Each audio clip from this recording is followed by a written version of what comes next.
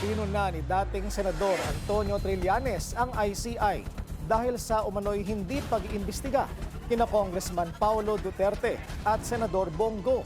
Kung hindi raw ito gagawin ng komisyon, tama lang daw na magsara ito. Kaugnay niyan, makakausap natin si dating Senador Antonio Trillanes. Magandang gabi po, former Senator Trillanes. Magandang gabi po sa inyo, kasamang Willard. Sir, paano ho ninyo i-assess ang performance ng ICI so far? Bagsak po, no? Kasi alam nyo, sinusubaybayan ko to simula nung create ito nung August o September, tinitignan ko kung paano nila ikakandak yung investigation. Ordinarily, dapat sisimulan nila yung investigation kung saan ba ito nanggaling, kailan ba ito nagsimula. Kaso ang nangyari, sporadic kung saan-saan lang ang investigation na nagsisimula. Tapos, yung mga malalaki na talagang pinakamalalaking mga insertions at anomalous transactions, kagaya nga nung kay yung 51 billion pesos na insertion ni Pulong Duterte sa isang distrito niya, at yung kay Bongo na 7 billion pesos worth na contracts, 200 contracts ito na binigay niya sa tatay at sa kapatid niya, hindi man lang ipinatawag si Bongo, tapos si Pulong pinatawag, pero hindi sinipot, tapos gano'n na lang.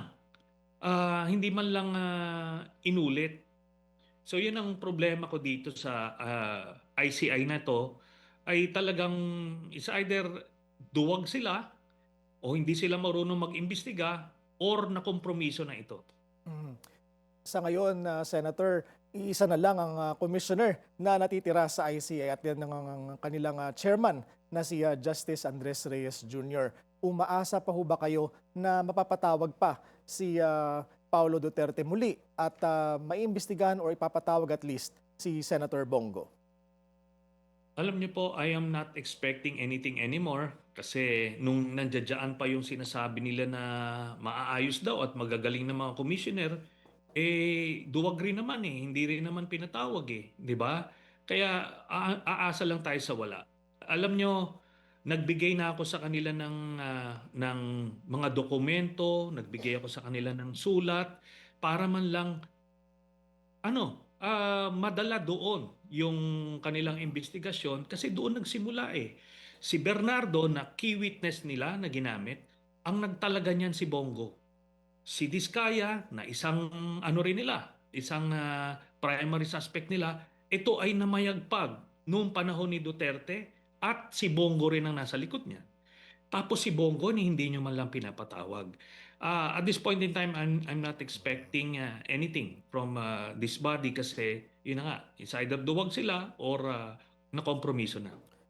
At hindi ho sumagot, Senator, ang ICI sa inyong sulat, ano? Hindi po, hindi sumagot. Tapos ito yan. Alam niyo po ba na marami pang mga retired police dyan. Ito, si General Asurin.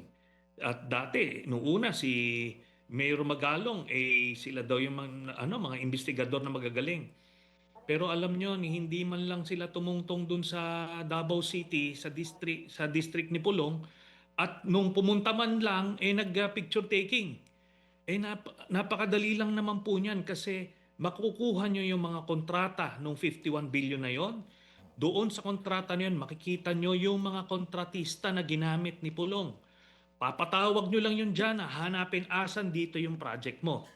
O pagka makikita mo kung ghost siya, di wala kang makikitang project. Kung substandard siya, di ora mismo makikita nyo na. Hindi ginagawa. So, anong ginagawa nitong mga ito the past few months? Yun ang problema natin. Given that, sir, mas pabor ho ba kayo na ipasa na at itulak ng palasyo as urgent at hindi lang simpleng priority ang panukalang bubuo sa Independent People's Commission?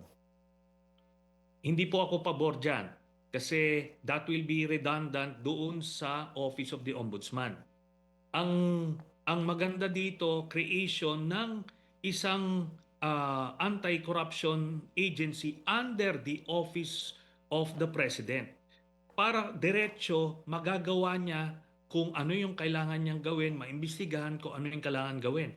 Kasi kung yung ganyan independent body na yan, pag maglagay ka rin dyan ng duwag or kaibigan ng mga Duterte o kaya tiwali, wala rin mangyayari yan. So besides, sabi ko nga, andyan na rin yung ombudsman. Remember, nung create itong ICI, ito po ay isang stopgap measure dahil hindi pa naitatalaga nun si Ombudsman Remulla. Ngayon na nandiyan na siya, mukhang seryoso din naman siyang mag-imbestiga. So bigyan natin ng tamang panahon si Ombudsman Remulla na sa ganon ay makandak niya properly mga investigations niya. Speaking of the Ombudsman, sir, ano na ho ang update sa isinampa ninyong reklamong plunder at iba pa laban kina former President Duterte at Senador Bongo noong October? I would like to assume na nagsisimula na yung fact-finding phase nila.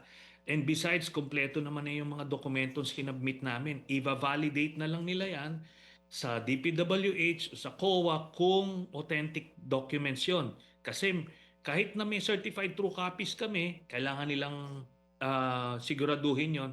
So, mas mapapabilis yung kanilang pag-imbisiga. Hopefully, by January, umuusad na yung preliminary investigation. At sa tinaguriang DPWH leaks naman, sir, as a former legislator, hingi na rin namin ng inyong mga insights. Normal ho ba na magkaroon ng project wishlist ang iba-ibang mga individual sa National Expenditure Program? Alam niyo po, obligasyon ng mga congressman bilang representante ng distrito nila na magtulak sila ng mga proyekto para sa distrito nila. Kung kailangan ng eskwelahan dyan sa isang munisipyo, kailangan ng tulay dyan, sa isang barangay, sila ang nakakaalam nun. Sila ang magsasubmit nun para itutulak nila. So there is nothing wrong per se with such a list, assuming na meron niyang ganyang listahan. Ang problema, magkakaroon ng problema sa ganyan kung yung mismong legislator siya yung may kontrata, may kontratista or nangungumisyon siya doon sa mga projects na yon. Yun lang naman yung mga problema dyan. Kasi anong nangyari, because of the lynch mob mentality created by this flood control scam, lahat ngayon ini-equate na ng mga tao na pag kami project itong si congressman dito sa isang barangay o isang munisipyo, gumawa na siya ng krimen. Hindi po, kasi yan ang kanyang trabaho. Kailangan niyang itulak yung mga kailangang proyekto ng kanyang distrito para ito ay matugunan yung pangangailangan ng kanyang konstituente. Yung mga sa national government, sa DPWH, hindi nila malalaman yan. Ang district engineers, hindi nila malalaman yan kung ano yung kailangan, ano yung priority ng isang probinsya at isang munisipyo. Kaso, yun na nga, because of itong nangyari mga corruption, na-trauma yung tao Kaya ini-equate nila na pagka may proyekto ka ay gumawa ka na ng krimen. Hindi naman po automatic yun. Ano ho, sir, ang dapat maging attitude ng taong bayan? Therefore, dito sa mga naglalabasang mga DPWH leaks at listahan ng mga project proponents? Ako sana ito ang advice ko sa ating media. Itong dapat nung nilalabas-labas yan ni Lebiste sa media, dapat tinanong siya, ano ho ba ang krimen kung kasama dyan yung pangalan nyo? Siya mismo ang magsasabing walang hindi ito krimen. O then, therefore, what are we talking about? Ganon din kay Senator Lacson. Assuming meron siyang hawak din na list galing kay Cabral, tanungin nyo lang si Senator Lacson, ano po ba yung krimen ng mga taong nandiyan dyan sa listahan? Kasi pag sinabi niyang, hindi, krimen na to na nandito, di dapat filean niya ng kaso. Hindi niya mapafilean ng kaso kasi nga wala namang krimen. Yung listahan na yun is not an evidence of anything. Kumbaga, sir, kailangan pa humatcheck kung ano ang kinahinatnan ng mga project na pinopose na yun. Yes. At kung ghost project yan, yung contractor ang sisingilin dyan, tapos kung yung contractor ay umamin na nagbigay siya dito sa congressman na yan o sa senador na yan, then yun, meron na silang krimen na ginawa. Ganun po yan. Pero yung listahan per se, alam nyo, ano yan advocacy nila yan dapat. Kung ikaw ay congressman at wala kang project, hindi mo ginagawa yung trabaho mo. Hindi mo ginagawa yung obligasyon mo at mandato mo. Maraming salamat po sa inyong oras, dating Senador Antonio Trillanes.